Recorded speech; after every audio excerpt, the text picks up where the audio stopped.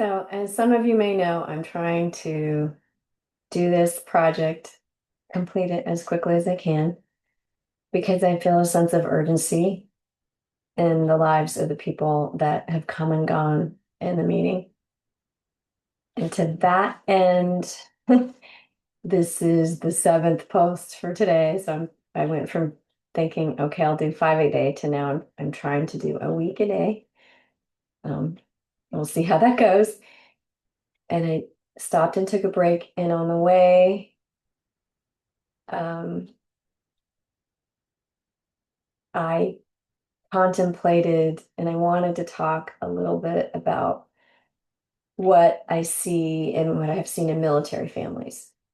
So this is going to be particular to families with mom or dad or both who are career military people, and some of the behaviors and choices and conduct that I see in that particular context. So the parents are living and, say they're an officer and they have to move every 3 years, or they're an enlisted person, but there's things that go to shape and mold the character of the person who enlisted or the person who went to one of the academies that has a pretty dramatic impact on family life.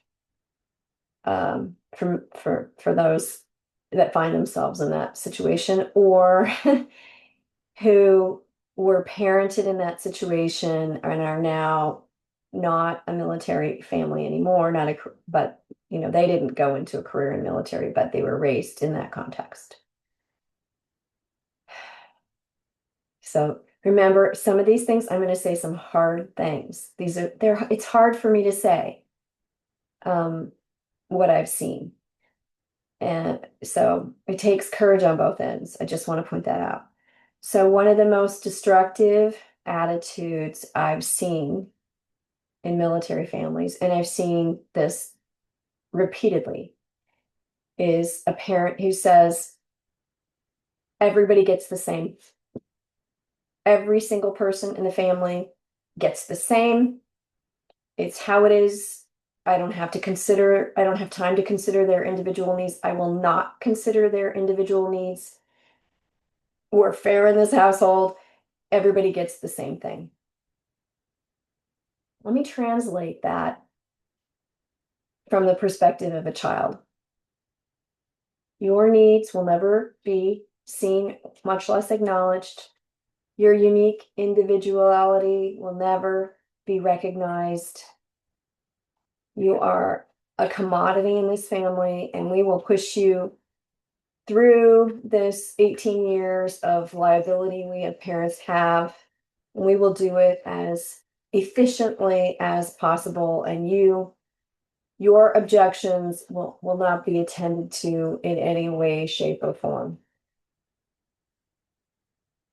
And that's a kind of framework that many adults are very proud of. They expect total cooperation from the people under them in the military, and they expect the same kind of cooperation from their very tender children. And there's no reasoning with these people. I've tried. I think of that phrase of being full of yourself, well defended, and I think that there's just horrific, terrifying, sad consequences on the end of, we're supposed to be attentive to and very tenderhearted and loving and kind and generous, charitable, gracious to the children in our care. We're supposed to protect them from every harm possible, and to create a situation where they come into a household and only their most basic needs are met. And there's a commitment to not doing anything above and beyond the most basic of needs.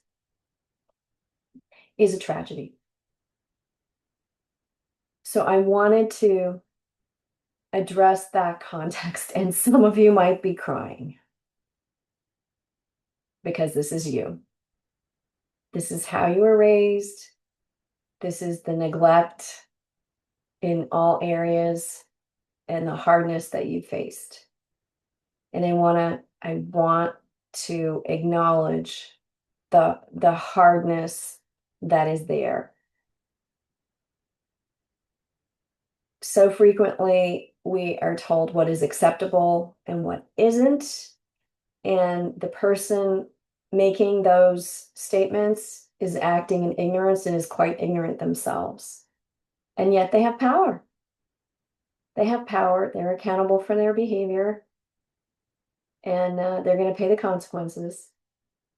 But the people around them often pay a higher price.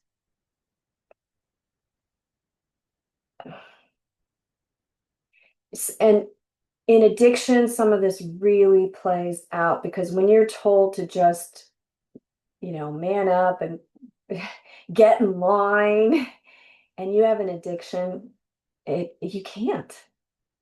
You can't. So here we go, May 7th.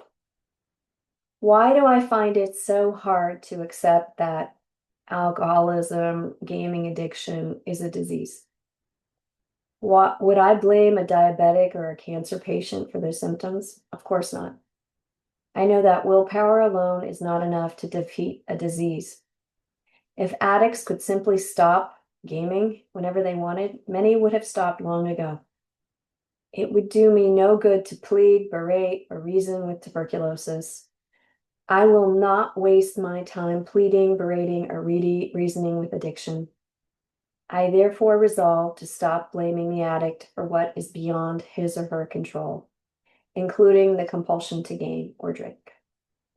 Instead, I'll direct my efforts where they can do some good. I will commit myself to my own recovery. I know that improved health in one family member can have a profound effect on the rest of the family. In this way, I can make a much stronger contribution to the well-being of those I love than I ever could by trying to combat a disease that can't be controlled.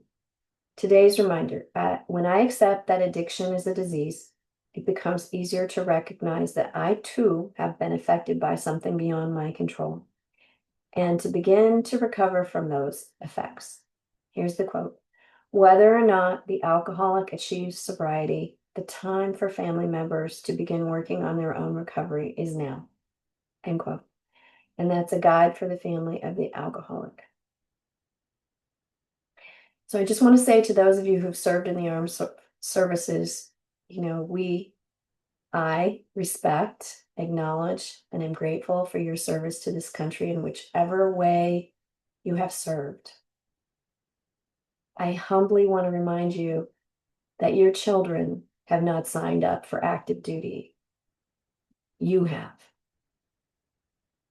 And if you've taken choice away from them because you've treated them as if they were an active duty soldier, please repent of your faulty thinking and go about the hard work of making amends to your children, to your spouse, to whoever you've harmed. And to those children that were raised in those situations, to those children who are in that situation, I want to say that God is with you. God is the author of your circumstances. These challenges are there to shape and mold you, make you a more compassionate individual than what you've observed in your parents. We all get to choose who we're going to be. Choose wisely. I pray you choose wisely.